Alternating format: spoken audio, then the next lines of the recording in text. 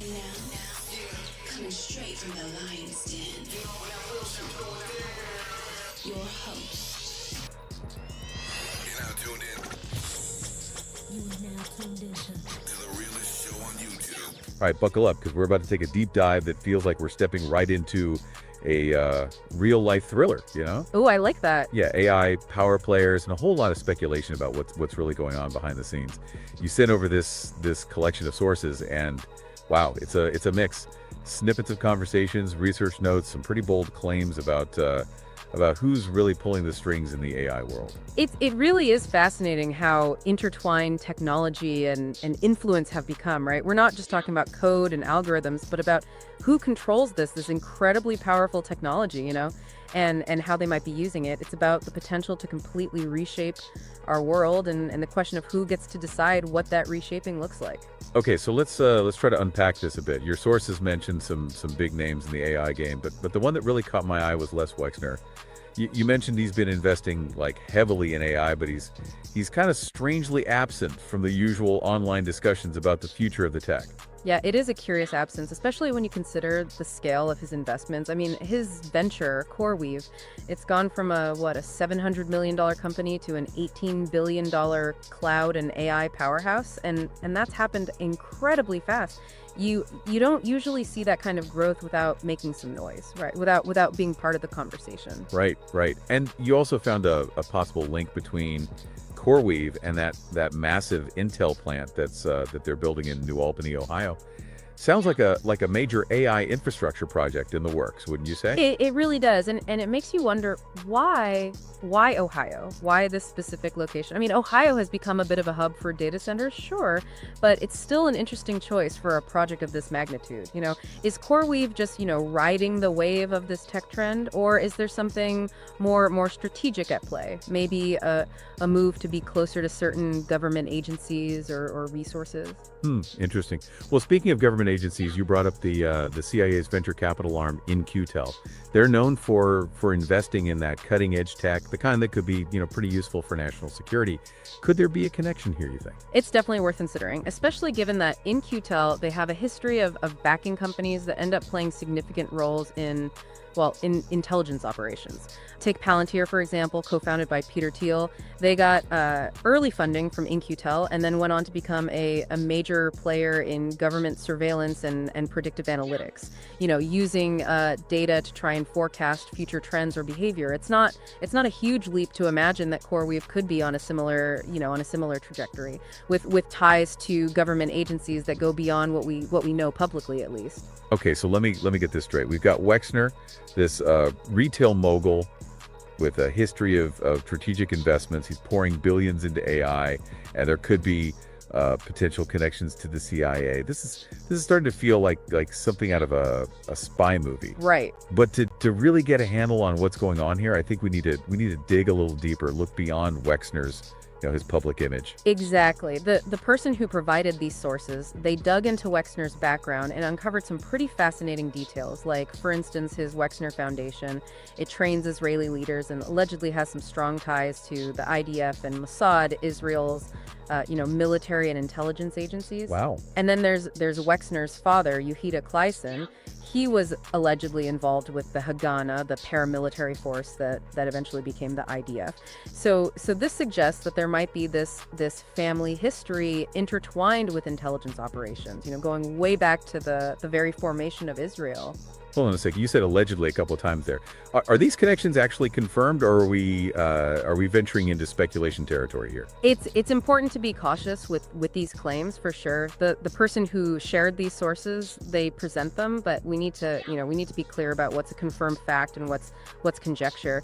But even just the possibility of these connections, it adds another layer of intrigue to Wexner's involvement in AI, wouldn't you say? Is his interest really purely driven by business, or could there be deeper motives at play, motives that maybe align with certain geopolitical interests? It's a question worth thinking about. Okay, before we go too far down that rabbit hole, we need to talk about another prominent figure in the AI world, Donald Trump.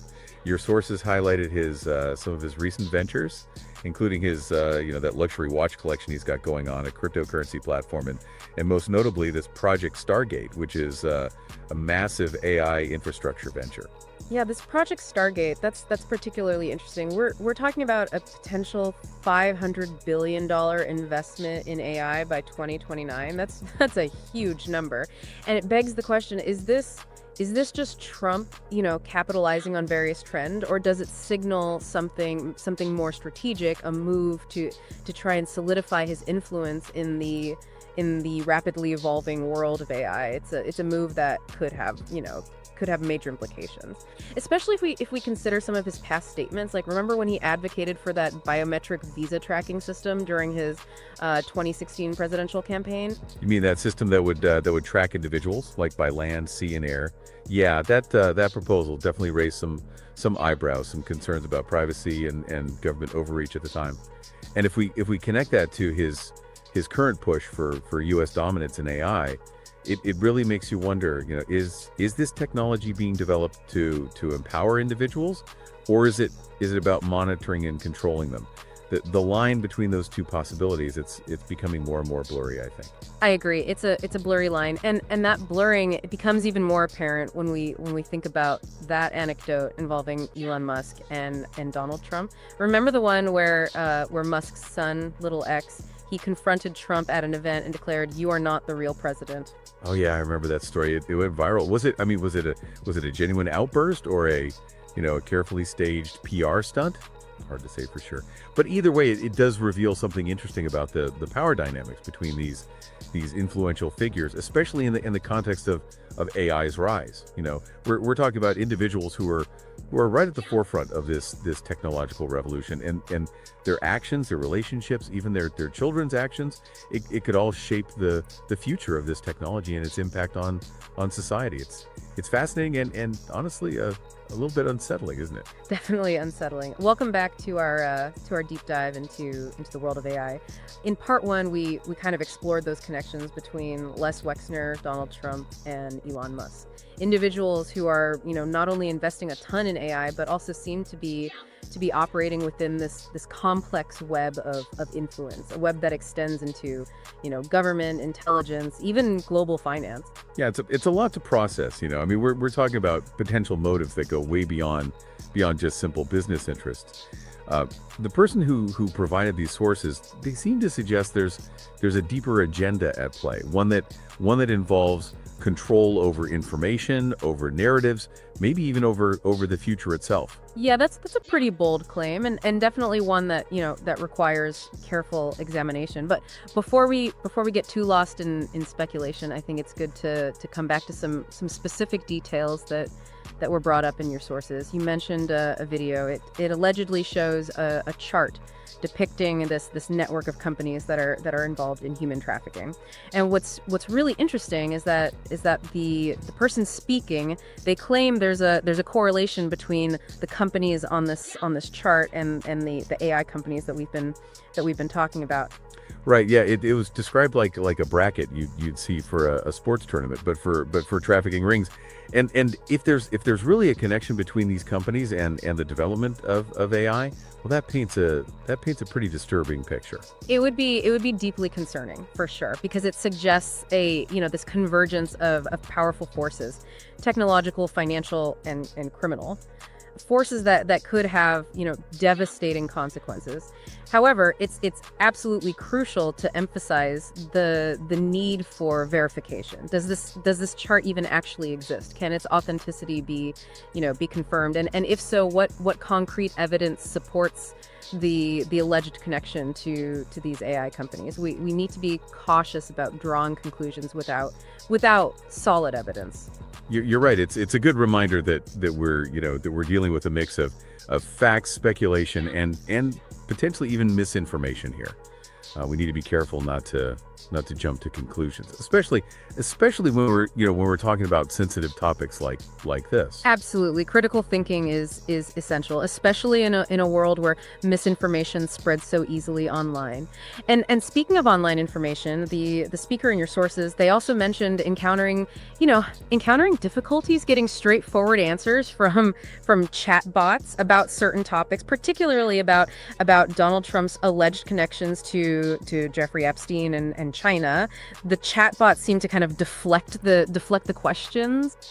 That's interesting because it really highlights a potential limitation of AI systems, doesn't it? Especially those that rely on pre-programmed responses or curated data sets. I mean, if the information that they're trained on is incomplete or biased or even censored, then their output is going to reflect those limitations. Precisely. It's like trying to learn about nutrition solely from a vending machine. I mean, you might get some calories, but you're not getting a complete or balanced picture of healthy eating. And this really underscores the importance of transparency and accountability in AI development.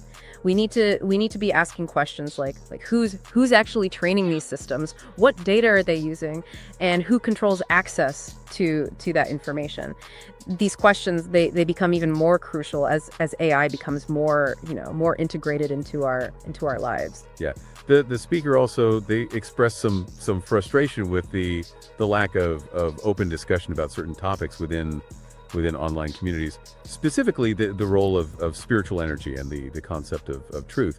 They felt like these aspects were often ignored or dismissed. Right, and that raises a really thought-provoking point about the intersection of technology and spirituality. As we advance further into the age of AI, are we losing sight of the human element? The aspects of our experience that can't be easily quantified or measured. Are we becoming so focused on building the machine that we forget what it means to be human? It's a question worth pondering for sure. What is the purpose of all this technological advancement? Is it to enhance our lives or to replace them, to connect us or to control us? These are questions that the individuals and society as a whole, we need to grapple with. You've hit on a crucial point there. The individual who provided these sources, they seem to be wrestling with these very questions, on a very personal level, experiencing a kind of awakening as they delve deeper into this world of AI and its implications. They're trying to reconcile their faith in a higher power with the realities of a world that seems increasingly driven by technology and hidden agendas. It's a struggle that I think a lot of people can relate to these days. It's like we're on this runaway train of technological advancement, and we're not sure where it's taking us, or if we could even get off. And this feeling of unease, it's understandable, but it's also an opportunity, I think, an opportunity to reevaluate our values, our priorities, our vision for the future. We can choose to be proactive rather than passive in the face of these changes. I agree. The person who shared these sources, they seem to be embracing that proactive role, using their research, their intuition, their personal experiences to try and make sense of this complex landscape. They're choosing to engage rather than withdraw, and in doing so, they're reminding us that we all have a role to play in shaping the future, even if it's just by asking the right questions and challenging the status quo. Welcome back for the final part of our deep dive. We've spent the last two parts looking at this big picture of AI influence and yeah, some pretty unsettling connections. But for this last part, I kind of want to shift our focus to something a little bit more personal.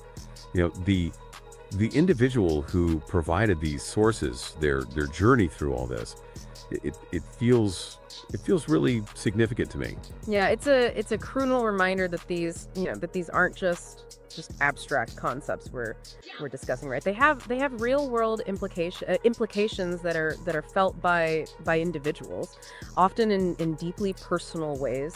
And this particular individual, they're not a tech CEO or a politician. They work with their hands. They're deeply spiritual, and they seem to be acutely attuned to the energetic shifts that are happening around them. Yeah, and those haven't always been, positive. They describe their work environment as being filled with negativity, with jealousy, even a sense of like a spiritual attack. They use the word fatality, like they were constantly battling some unseen force. It's almost as if the pressures of this rapidly changing tech landscape are kind of bleeding into their personal life. That's a fascinating observation. If we consider the idea that technology is really an extension of human consciousness, that our collective thoughts and emotions and intentions, that they shape the technology we create.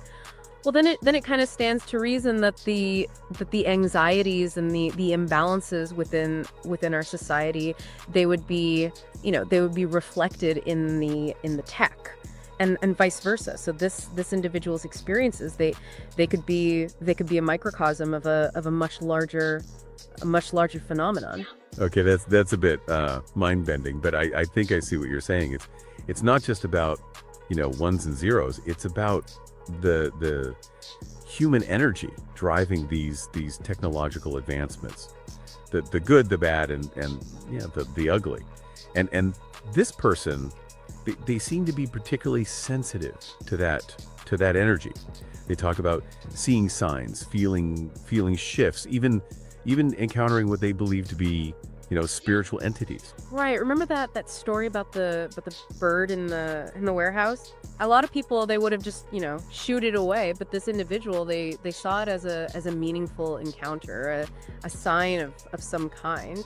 And then there's the story about going to the gates of hell in Columbus, Ohio. For them, this wasn't some thrill-seeking adventure. It was a spiritual challenge, a test of their faith and their ability to confront fear with love and light. Yeah, let's be honest. Most people wouldn't go anywhere near a place called the Gates of Hell, but for this person, it was about facing their demons head on, both literally and figuratively.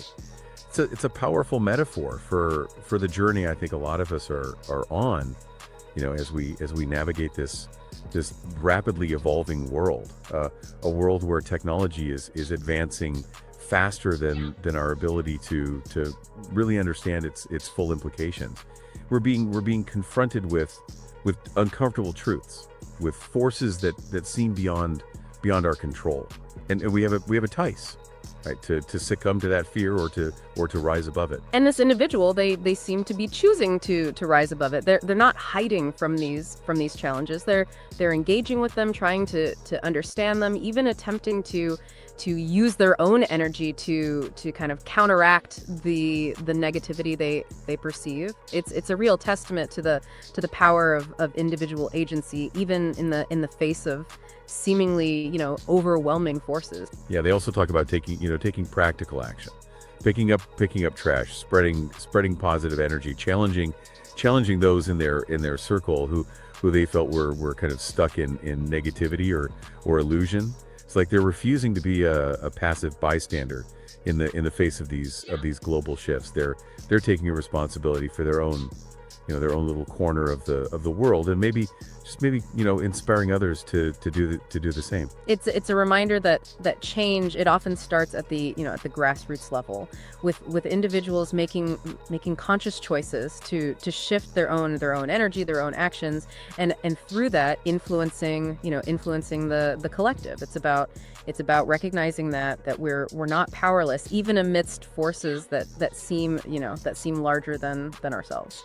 So as we wrap up this deep dive, What can our listener, what can they take away from all of this? What's the big takeaway here? I think there are a few key things to remember. First, the world of AI, it isn't just, some abstract domain for tech giants and governments. It's deeply intertwined with human consciousness, with our hopes, our fears, and our individual choices. What we create, it reflects who we are, both individually and collectively.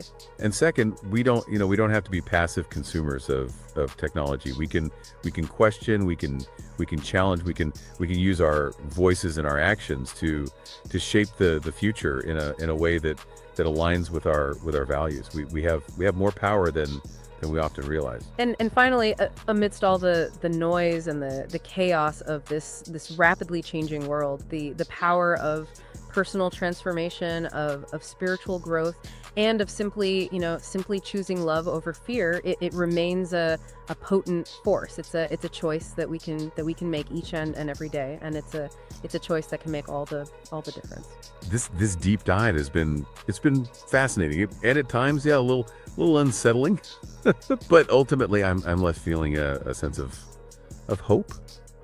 As the individual in your sources said, it's your story. You have the power to write it. Indeed. And that power, that ability to choose our own path, to shape our own story, that's something worth fighting for. A 2292.